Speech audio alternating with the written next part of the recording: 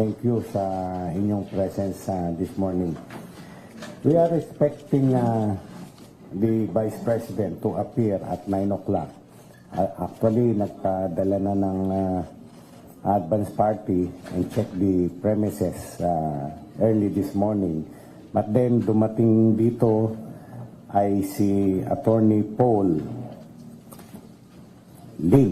Lawrence Lim, with a letter requesting for a resetting. Apparently, the Vice President ay late na niya nalaman na canceled ang kanyang appearance before the House Committee hearing. So, tapos hindi na siya nakapunta dito and asked for a resetting.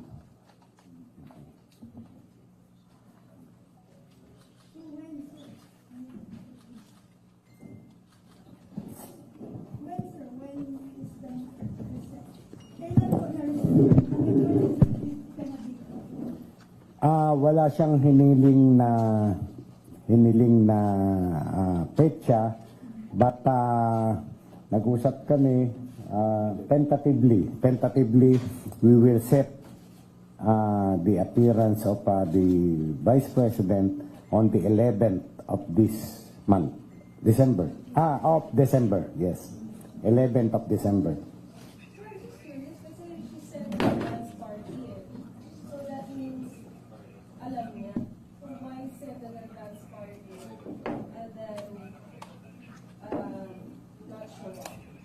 Hindi po natin alam yung kadahilanan.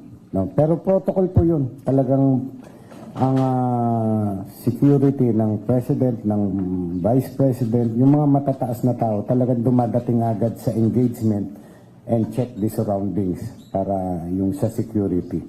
No? Wala pong dun. Wala pong question dun.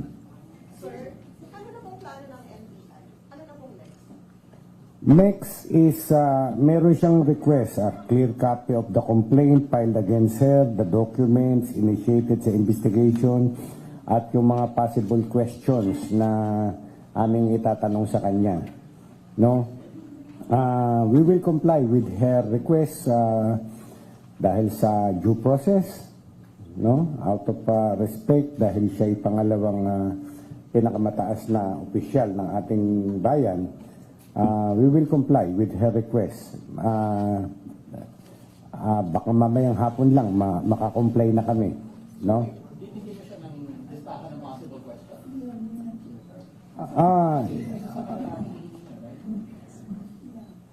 Pag-uusapan namin yan. Pag-uusapan namin yan. Pero dalawang points Dalawang point. All right? We are investigating yung video clips where nag-threat siya na ipapapatay niya the President, the First Lady, and the Speaker of the House. She is also claiming that there is a threat on her life. Hindi namin ite-take for granted yan. So, dalawang portion, yung threat sa President, First Lady, and the Speaker. Second, also, ay yung threat naman sa kanyang buhay. Baka gusto niyang makipagtulungan sa amin nang maimbestigahan yan. Remember, ang mandate namin is to step in whenever there is threat to the life of the President, the Vice President, down hanggang sa ating punong mahistrado. No? Kaya, iimbestigahan namin yan, lahat ng aspect.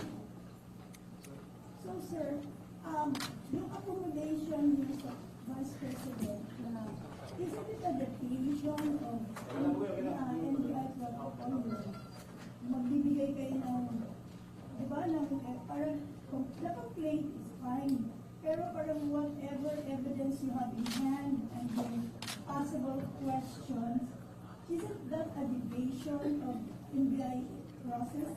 Yun pong pagbibigay namin ng possible question ay pinag-uusapan pa nga namin. Pinag-uusapan pa namin mabuti. Hindi pa yun ang final na aming magiging action.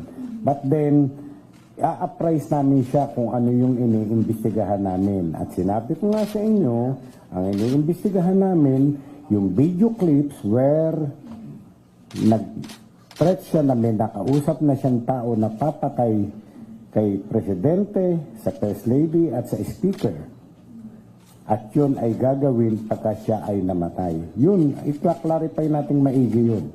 Now, may claim din siya na there is a threat on her life. Vice President siya, imbestigahan din natin yan. Tatanungin namin siya, sino ba yung pinaghihinalaan mo? Kung ano, may ebidensya ba tayo dun sa pinaghihinalaan mo? Ano? Ganun po yun. What time on the 11th? Tapos, bakit 11th, sir? Bakit hindi next week? Possibly mga umaga rin yan, mga 9 or 10 o'clock on the 11th. Bakit ganun kalayo? Para mabigyan siya ng pagkakataon na mag-prepare. And also, we will, in the interim, susubpina na namin. Mamaya, isa-serve na ang subpina dun sa mga nag-attend dun sa video clip na identified na namin. No, isusubpina namin sila, mag-shed light, tanungin namin kung nangyari yun, in their presence, nagtatanong sila, yun, surrounding those matters. Sir, una po, mapapadala pa po ng panibago bang subpina ng NBI or hindi na kay VP Sara? Kay BP Sara, yun nga, ipapergis namin siya. Yung mga katanungan niya dito, reply yun, which already include the invitation for her to appear before us on the 11th of December. So, bagong subpina po. Included na dun sa reply namin yun, yung invitation for her to appear before this office. Yes. Sir, yung number 2 po, yung mga ipapasubpina po ng ibang tao, ano po sir yung mga naging criteria po natin or reason bakit sila po napili na ipasubpina? Yung mga identified namin. Yung mga identified namin doon sa litrato, no? Yung mga nag-ask ng question, yung mga nakipag-participate. Pero yung nandun lang, nasa Zoom meeting lang, nakanganga lang na ganyan, hindi na namin isusubpina yun. Okay.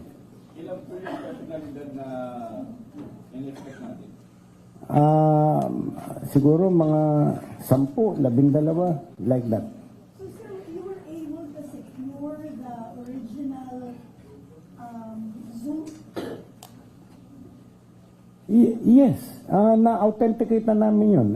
We found out that the same is not AI generated. It is it's not deepfake, authentic, no? Ayon sa aming forensic investigator. And we have already requested the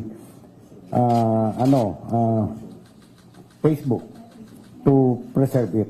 So, sir, how many yung identified and how many yung participants? Marami yun actually, marami.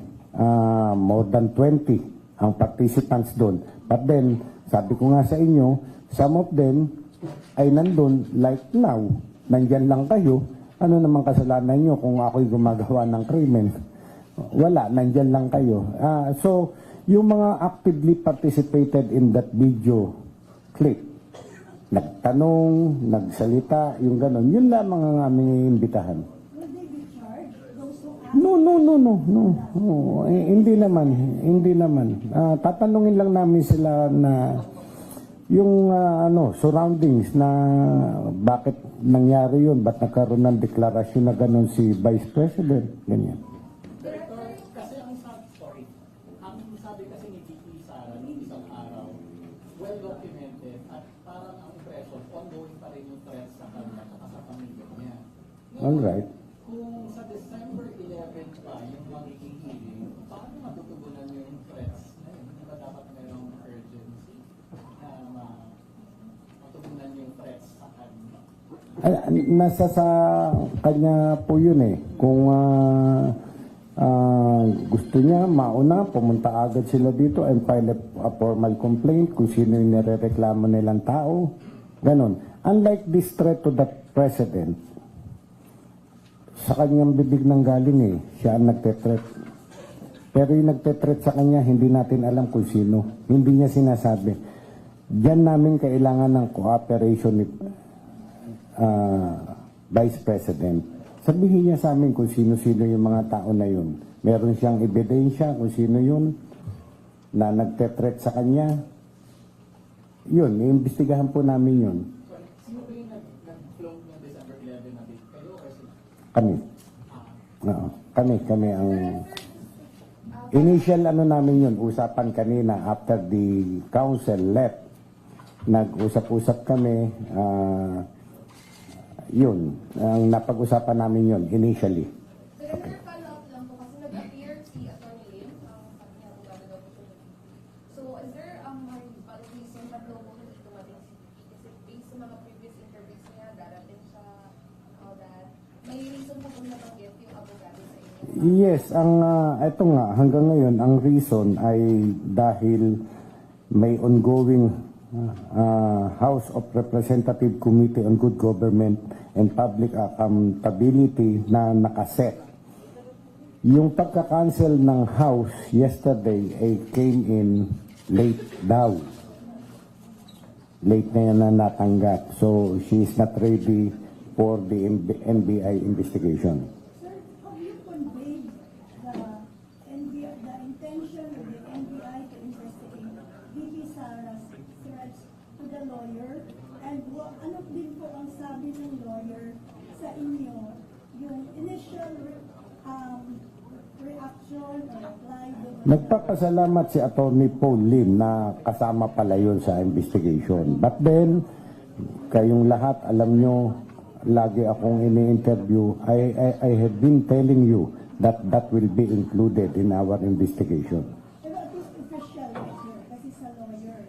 Yes. You asked Okay. for like any official reply na yung initial na sinabi nyo na sino yung for the cooperation and for the yung sino yung possible suspects dun sa threats niya, yung gano'n, meron din ba kayong in-engage sa lawyer? Yes, sinabi namin sa lawyer na dapat makipagtulungan sa amin si Vice President para maimbestigahan yung threat naman sa kanyang buhay. Okay. So, may know po yung personalities, yung identity ng personalities na ipapasapila din natin? Piniprepare na ngayon. Piniprepare na yung aming subpoena. Hindi ko matandaan yung mga pangalan. May mga officials din po, dapat official. Mostly members of the media. Yung staff na OVP na nag-organize, I assume one of them organized that Zoom meeting. Pati po ba yun kapatawag? Yes. Yes. Including the may-ari ng platform. Sir, just to be quite technical about it, sir, sinasabi rin naman sa press cons before na she's being eyed as a self-confessed mastermind. So, our probe here is looking at the VP. Para siyang suspect talaga dito. Hindi naman. Kaya nga pinagpapaliwanag natin siya to shed light. Bakit niya nasabi bakit siya nakapagbitiw ng salita na pag ako namatay, kailangan mamatay yung ganon. At sagot sa kanya nung kausap niya, yes ma'am. Di ba? Ganon. Gaano po kahaba yung full length video? Ilang minuto? Ay, mahaba yung full length. Mahaba yung full length ng video. We have the complete video. Yes. Sa pangalan kung hindi nato December 11, mayroon tayong company another day for meeting. We will cross the bridge when we get there. Sir, do you think cause of delay itong another reschedule na to? Or yung paghihingi niya ng reschedule, sir? Ay, hindi naman namin. We are giving her all the benefits of the doubt, all the courtesies, due process. Binibigay natin. Okay. Paano, sir, pag December 11, hindi pa rin siya pumunta? pwede ba siyang mag-reschedule ulit o talagang i-file na po natin yung reklamo? Sa December 11, comes December 11, notified siya for example at ayaw niya pa rin magpunta, we cannot force her na kung wala pa rin siyang pasabi.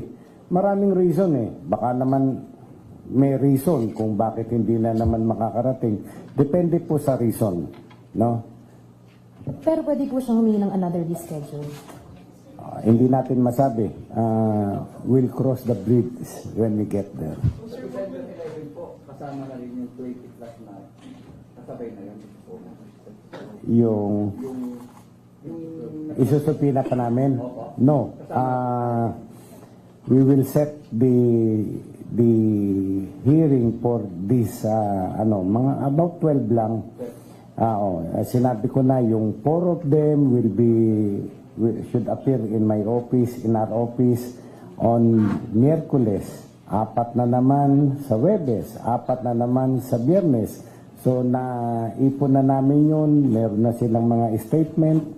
So kaya next week, December 11 ay para sa sa Vice President naman.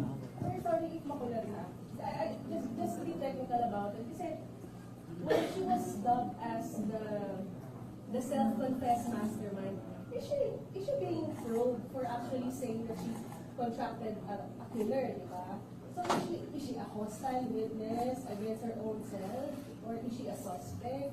Parang when she appears here, ano exactly siya? Eksakto na tatanungin namin siya bakit siya nag-declare ng ganun. Di ba siya nagsalita nun si BP nagsalita nun. Ang hinihingi lang namin justification bakit nasabi mo yan, reason bakit nasabi mo yan, anong background bakit nasabi mo yan, lahat tatanungin namin sa kanya. No? Just for clarity, ano po ba yung kinuwalk us through the process, what will happen after nyo siya i-interview? Like, ano nang magiging next step? Tapos kapag may probable cause po ba, pwede siyang ma-impeach or itatry pa siya? Ano po bang magiging repercussions? Well, that matter of impeachment, hindi sa amin yan. Nasa House yan. Remember that impeachment ay nag-i-initiate yan sa House of Representatives. Sa amin ay yung, sabihin na natin, criminal aspect. Yun lamang po. So if there's a probable cause, pwede po siyang ma-arresto at mag-try? Ganito po, kami po ay fact-finding lamang. Ang NBI ay mag-iimbestiga lamang ng facts. Yung facts na yun na mag-gather namin lahat, including documentary evidence, testimonial evidence, ipapasa po namin yan sa prosecution service ng DOJ. Now, the DOJ will determine whether there is prima facie evidence that may result to conviction. Magsasampa sila ng kaso. Kung wala naman silang at yung ebidensya namin na pinaresenta sa kanila ay kulang, hindi tama, pwede nilang i-dismiss ang kaso. Hindi po natin alam. Sir, as a former judge, clarification lang sir. Is the Vice President immune from suit? Yes, the Vice President is not immune from suit. Nalito. The others may ask. Hindi siya immune from suit. There are already jurisprudence on that matter, like the former Vice President has been charged. The others from that side, sir.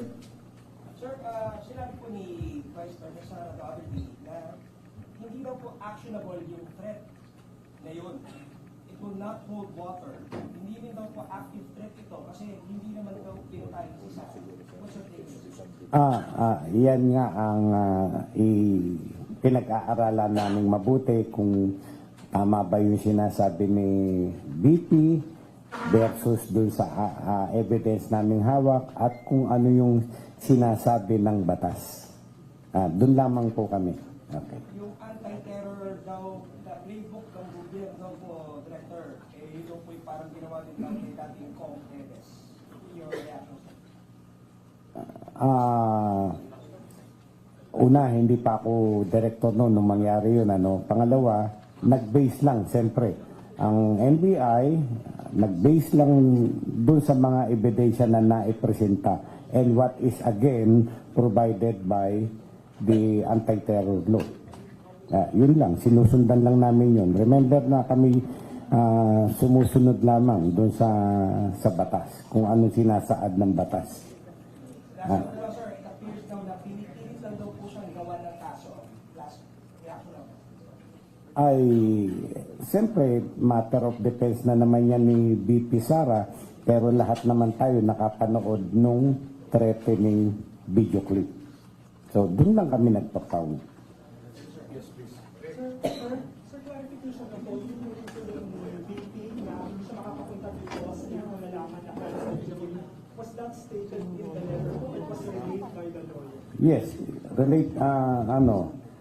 our client will not be able to appear at our scheduled investigation 29 November as she will be attending to office matters requiring her urgent attention as a consequence of the ongoing House of Representative Committee on Good Government and Public Accountability inquiry into the office of the Vice President, blah, blah, blah. So sa letter, Nasa letter.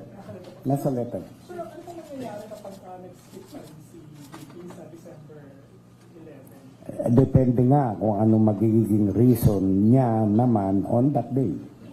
Oh. So then, is this the first time that NBI is investigating the Vice President? Is she the highest ranking official who is going to be investigated? Kung hindi ako nagkakamali, ay this is the first time. That a VP is being investigated by? Yes. Because this is also the first time that a VP threatens a president. Sir, sabi niyo po depende sa reason sa December 11. So what are the acceptable reasons and not acceptable reasons? Marami, no? Pangit naman. Ilang bawa, magkasakit si ma'am, ay valid reason yan, or whatever, na valid reason, no? Except lang yung hindi siya dadating dito, ni Hani Ho, walang papadalang counsel, that will indicate na nagwe-waive na siya sa kanyang karapatan na humarap sa aming investigasyon. Another question lang, sir. Doon naman po sa parang sinasabi na may kinontrata na siyang killer para pumatay sa president. Meron na ba kayong list as to that or sinubulan niyo na ba yung pag-investigate? Masusi po namin inaano yan. Pati yung video niya, baka in between the lines, mahuli namin kung sino yung kausap niyang tao na yun. Pero wala pa so far. Yes. For clarification lang po, so what's next sa investigation? Kasi sabi po, pag hindi humarap si BP Sara, pagpapatuloy investigation based na sa kung ano yung meron na ebidensya. Pero what's next po for the investigation? Kung ganun na mangyari, yung sabi ko nga, dumating ang December 11, wala man lang pinadalang request for extension for valid reason or hindi man lang nagpadala ng abogado, wala, nakaantay tayo dito lahat, then we will consider that as a waiver on her part and then we will proceed with our final report. So sir, ngayon on hold pa po ang investigation? Ngayon? Continuous ang investigation, continuous, yes. Are members of COPS, military, Colonel and Chica, are they all under, meron ba? Si under pro? Alin? Former security detail ni VP. Wala, yes. Wala, hindi, oo. Clarification lang. Zoom owner lang ang tatanggapin na? Or may iba pang mga Marami nga yung mga nag-join nga dun, including the owner of the platform. Zoom. Yeah. sa Facebook wala? Facebook. Kasama rin. Sir, to be sure, like the people behind the platform Zoom or the account or the Zoom account owner that posted that Yung Zoom account owner. Yun, account owner. And someone from the OPP office, sir, nag-accept ng claim? Parang ganon. Yes. Question lang, what if those people fail to appear po before the NBI? Titignan natin kung may sanction ba, pag-aaralan namin. And this will all happen before December 11, correct? Yes. Ngayon, ano po yung magiging effect nung hindi pagdating ni VP Sara today? And also, what if hindi rin dumating yung some members of the media and the staff who participated in the Zoom meeting? Babagal po ba yung investigation? Ano po? Can you walk us through it po? Yun nga, sabi ko sa inyo, pagka walang justifiable reason, bakit hindi makaka-appear, we will proceed. Tapusin na namin yung investigation based on what we are holding, yung evidence na hawak namin. Pero kung may justifiable reason, we will maluwag naman tayo dyan. Hindi naman tayo nang iipit ng tao eh. Ang gusto natin yung katotohanan, maliwanagan ng sambayanan. Ganun po. Sir, other than anti-terror law, possible violation po sa anti-terror law, may iba pa po bang possible violation na tinitingnan yung NBI? Lahat ng anggulo tinitignan namin. Lahat ng anggulo pinag-aaralan namin. So, hindi pa ako makapagsabi agad ngayon na rape threat, anti-terror law, hindi pa. Depende po sa final evidence that we may gather. Sir, clarify lang. Sabi niyo kanina, the Vice President is not immune from suit. So, pero being an impeachable official, can she included ba dito sa yung prosecution or investigation muna yung NBI? Yung matter of impeachment, bahala dyan ang Congress. Sila mag-iimbestiga niyan, sila ang bahala dyan. Yung aming investigation is with respect to the utterances, to the threatening video clip na nangyari. Nandun lamang po kami. But can this be used, sir, for filing an impeachment or starting an impeachment? I don't know. Bahala sila. Hindi ko alam yung mga grounds for impeachment. No? Alam ko, pero hindi ko alam yung ano i-consider ng House, whatever. Sir, December 11 na date, has it been formally relayed to the legal counsel of Vice President? Not yet. Not yet. Sabi ko nga, within this day, pag-aaralan na namin kung ano yung isasagot namin doon sa mga request ni BP at pipilitin namin na ma-submit sa kanya, madala sa kanya at the earliest possible time para may ample time siya para makapag-aral ang kanyang mga abogado. Last two questions, please. Sir, curious lang po, the POJ Yusek Andres mentioned last week na full of government approach na po yung gagawin sa investigasyon.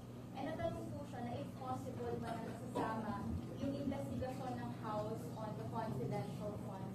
If by any chance po na mag-iimbestiga ang POJ on that, what will be the role of the NBI? Ay, hindi kami kasali dun sa sa investigasyon ng IEC. Nasa House po yun. So if by any chance ang POJ ay mag-iimbestiga rin or may ipag-coordinate sa House, hindi na po kasama? Hindi po Thank you. Sir, last na po. Yung possibility lang na kuhanin po ng ombudsman yung investigation niya po, ano pong reaction niyo dun, sir? Ano po yun? Sinabi po kasi ni Ombudsman Martires na pwede po nilang sila yung mag-imbestiga, mag-take over ng investigation regarding po dito kay VP Sara. Ano po yung reaction niyo dun, sir? Well, talagang nasa batas ng ombudsman na nag-iimbestiga na kami, but if they found out that for example, itong particular case na to, the threatening remarks was done because of her office, the ombudsman can take over. No? Pero sabi na nga ni Ombudsman Martires, it looks like yung threatening remarks na ginawa niya na yun out of her personal capacity, hindi in connection with his office, her office. as a vice president. Parang ganun po eh. But if mag-insist lang po sila to take over, will you cooperate, sir? Oh, yes. Yes. Oo. Edi mas mabuti sila na mag-imbestiga na nakaligtas na kami. Thank you. Thank you. Okay na